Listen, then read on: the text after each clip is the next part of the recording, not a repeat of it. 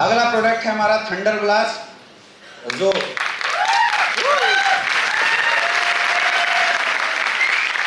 अच्छा जो पी के आए हैं वो लोग ताली बजा रहे हैं। थंडर ब्लास्ट, बहुत सारे लोग इस प्रोडक्ट को सेक्सुअल इन्हांसमेंट प्रोडक्ट के रूप में प्रमोट करते हैं, लेकिन ऐसा नहीं है। थंडर ब्लास्ट आपके नर्वस सिस्टम को प्यूरिफाई करता है। सबसे पहला काम क्या है इसका? नर्वस सिस्टम को प्यूरिफाई करने का काम करता है। इंटरनल एनर्जी और स्टेमिना को बढ़ाने का काम करता है। क्या काम करता है? इंटरनल एनर्जी और स्टेमिना को बढ़ाने का काम करता है। नर्वस सिस्टम को सही करता है, इंटरनल एनर्जी और स्टेमिना को बढ़ाने का काम करता है। ब्लड प्यूरिफिकेशन सिस्टम का काम करता है। ऑक्सीडेशन प्रोसेस को इनहांस करने का काम करता है। क्या काम करता है? आपकी बॉडी में जो गंदगियां हैं उसको भी ये निकालने का काम करता है। मतलब खून साफ करने का भी हम बोल सकते हैं कि थंडर ब्लास्ट बहुत अच्छा काम करता है। समझ में आ रहा है? तो किस किस केस में थंडर ब्लास्ट को हम लोग यूज कराते आए हैं? किसी को माइग्रेन की समस्या है, किसी को पैरालिसिस की समस्या हो गई, किसी का ऐसे अगर हाथ कांपता है वैसे केस में हम लोग दे सकते हैं। बॉडी वीकनेस अगर बहुत ज्यादा किसी को है वैसे केस में भी हम लोग थंडर ब्लास्ट इस्तेमाल कराते हैं। समझ में आ रहा है?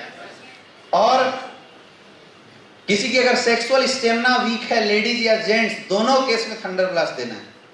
कई लोग थंडर ब्लास्ट केवल जेंट्स के लिए बता देते हैं और लेडीज के लिए गायनेडो बता देते हैं। ऐसा बिल्कुल नहीं है। थंडर ब्लास्ट लेडीज और जेंट्स कोई भी यूज कर सकता है। समझ में आ रहा है? ब्रेन से रिलेटेड कोई भी समस्या हो, न्यूरल सिस्टम से रिलेटेड, दिमाग से रिलेटेड, स्पाइन से रिलेटेड कोई भी समस्या हो, जैसे किसी को साटिका हो गया तो साटिका के केस में 100% रिजल्ट तो देगा वो कौन देगा? थंडर ब्लास्ट ही रिजल्ट देने वाला है। किसी को अगर बच्चे नहीं हो रहे हैं तो उसका रिजल्ट कौन देगा? थंडर ब्लास्ट देगा। तो अभी बच्चे ना होने के बहुत सारे रिजल्ट भी हमारे पास थंडर ब्लास्ट से निकल के आए हुए हैं। नॉर्मली थंडर ब्लास्ट को आप लोग इंटरनल एनर्जी और स्टेमिना बूस्टर प्रोडक्ट के रूप में भी इस्तेमाल कर सकते हैं। बस ध्यान रखना है कि अगर आप इंटरनल एनर्जी स्टेमिना बूस्टर के रूप में अगर आप इस प्रोडक्ट को इस्तेमाल कर रहे हैं, दूध के साथ लेंगे तो इसकी रिजल्ट बहुत अच्छी बढ़ जाती है। लेना कैसे है थंडर ब्लास्ट को?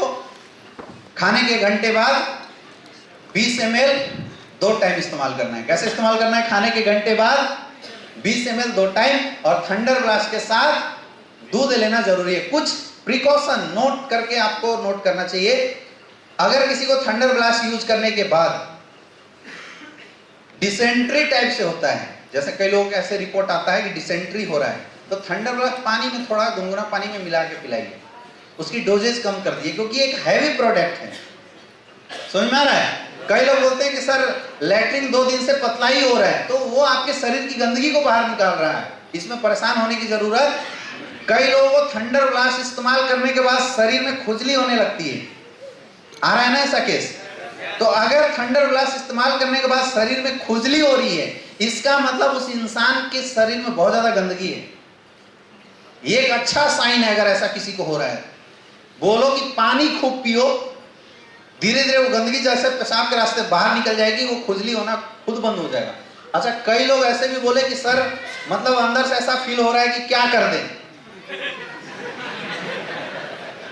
ऐसे एक बंदा फोन किया, बोला सर थंडर ब्लास्ट लिया हूं सर, अंदर से ऐसा लग रहा है कि सर मतलब क्या कर दें। तो कुछ नहीं करना है, फोल्डर उठा के प्लान देना है।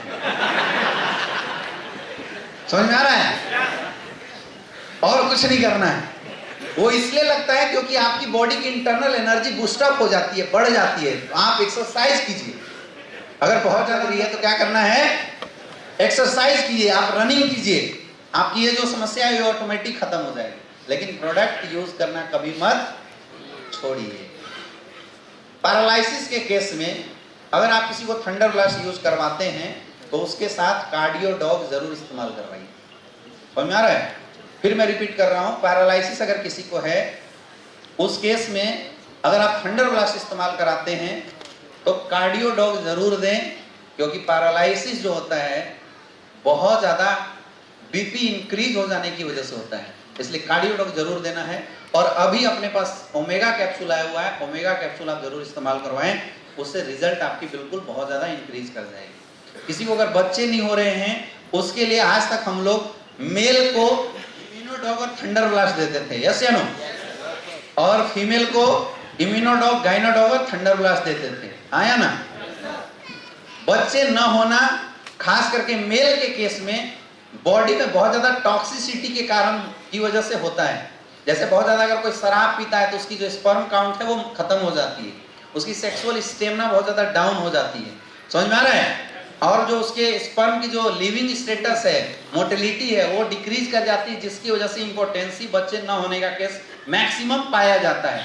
कई लोग ऐसा भी बोलते हैं कि सर मेरे घर में तो जो हस्बैंड है वो पीता नहीं है, सिगरेट दारू कुछ भी नहीं पीता, फिर इंपोर्टेंसी कैसे हो गई? तो वो इंपोर्टेंसी आपके घर में यूज होने वाले पेस्टिसाइड, इंसेक्टिसाइड से जो युक्त खाद्य पदार्थ हैं, पिज्जा, मैगी, चाउमीन में जो मिले हुए टॉक्सिक मटेरियल है, उसकी वजह से हो रहा है।